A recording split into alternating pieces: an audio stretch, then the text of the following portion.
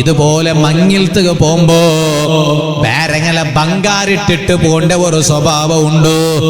കാലി ഒരു ഗുർത്ത കുട്ടുമ്പോ ഇല്ല, ബന്ധോ ഇല്ല, എന്തോ ഇല്ല.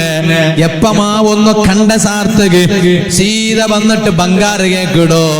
ബംഗാരത്തിൽ തണ്ടെടി ഞാൻ മങ്ങിൽത്തുകൊന്ന് പോകിന്നു ഇട്ടോണ്ട് പോകോ.